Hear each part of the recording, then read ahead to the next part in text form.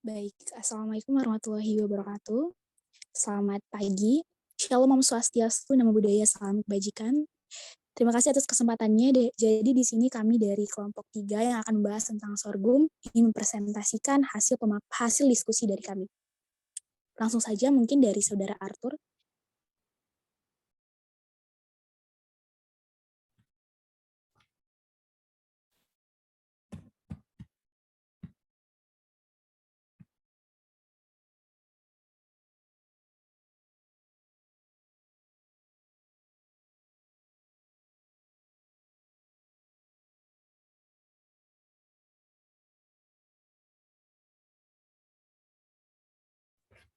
Baik, mengenai sorghum, sorghum merupakan sereal kelima terpenting yang diproduksi di seluruh dunia. Sorghum cocok dikonsumsi oleh penderita celiac karena tidak mengandung protein gluten. Sorghum atau sorghum bicolor L. Moins milik suku Andropogonae dari rumput pouch, tanaman beras, gandum, jelai, dan jagung.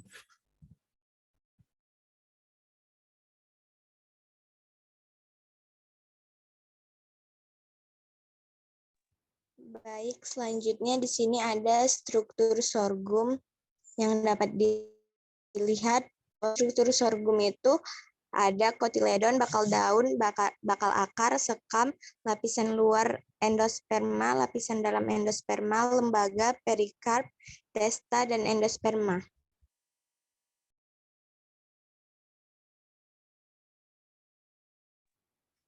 Ada 4 jenis sorghum, yaitu sorghum, sorghum putih, sorghum tanin, sorghum campuran. Kelas putih mengandung sorghum dengan kulit buah putih tanpa tes pigmen yang tidak mengandung tanin. Tanin atau coklat, sorghum memiliki testa berpigmen yang sangat jelas dengan kadar tanin kental yang menawarkan ketahanan terhadap burung dan jamur biji-bijian. Sorghum campuran mengandung campuran biji dan tanpa testa berpigmen.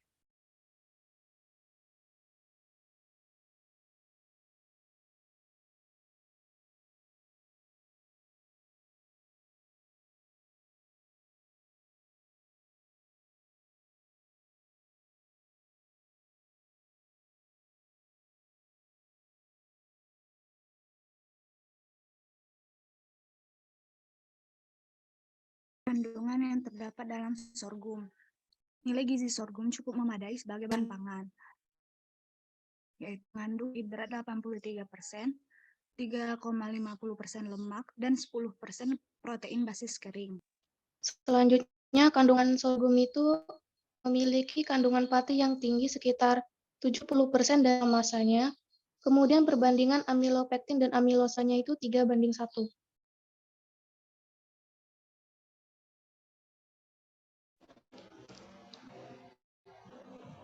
Selanjutnya cara pengolahannya. Yang pertama itu sorghum dilakukan pembersihan yang pertama. Lalu yang kedua dilakukan pencucian. Yang ketiga dilakukan pengeringan dengan suhu 35 derajat Celcius selama 10-15 jam.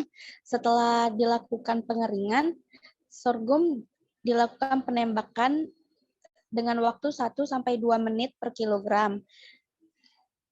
Lalu penggilingan kedua dengan waktu 2-3 menit per kilogramnya. Dan yang pada tahap terakhir yaitu pengayakan untuk mendapatkan hasil sorghum yang baik.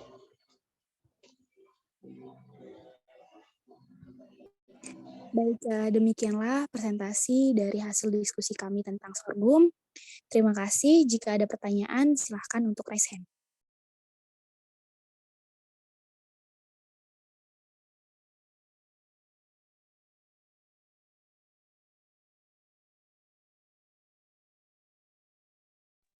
Baik, mungkin langsung saja kepada Saudari Asti Ananda, dipersilakan untuk bertanya. Oke, baik. Terima kasih Maria atas waktunya. Saya Asti Ananda dari kelompok 4 izin bertanya. Dari keempat jenis sorghum yang telah teman-teman sampaikan, apakah ada perbedaannya dan di manakah letak perbedaannya tersebut? Terima kasih. Baik, terima kasih Saudari Asti. Selanjutnya adalah Saudari Jumti Jaduri, dipersilakan.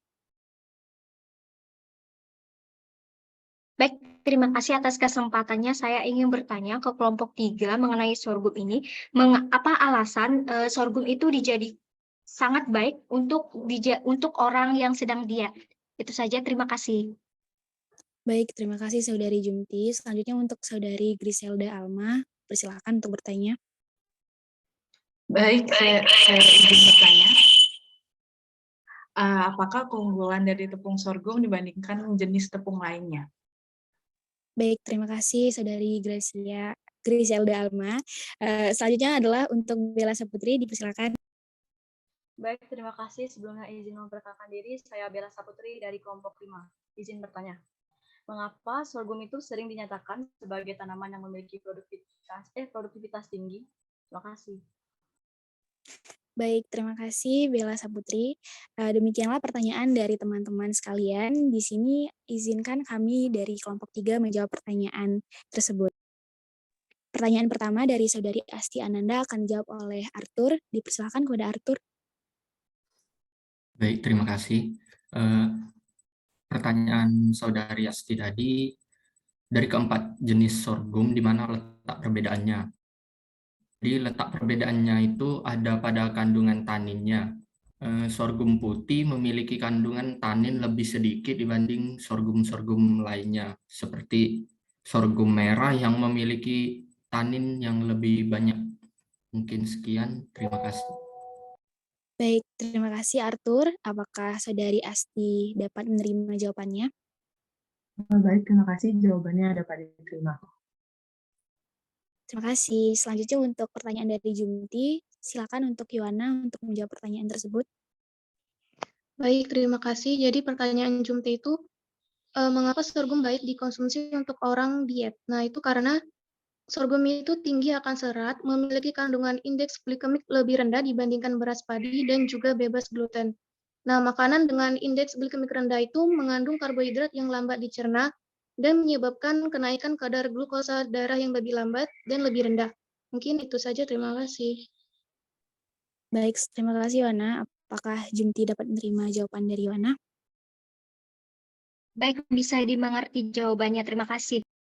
Terima kasih Jumti. Selanjutnya untuk pertanyaan dari Bella tadi, apakah Aisyah sudah bisa menjawab? Dipersilakan. Baik, saya izin menjawab pertanyaan dari Bella tadi. Mengapa sorghum sering dinyatakan sebagai tanaman yang memiliki produktivitas tinggi? Karena dalam satu kali tanam, sorghum dapat dipanen lebih dari satu kali, sehingga sorghum tergolong tanaman yang memiliki produktivitas yang tinggi.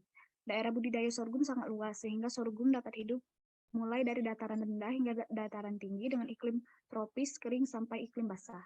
Mungkin itu saja, terima kasih. Terima kasih Aisyah. Apakah Bella dapat menerima jawaban dari Aisyah? Baik, dapat dimengerti. Terima kasih. Terima kasih. Selanjutnya adalah untuk pertanyaan terakhir dari Griselda.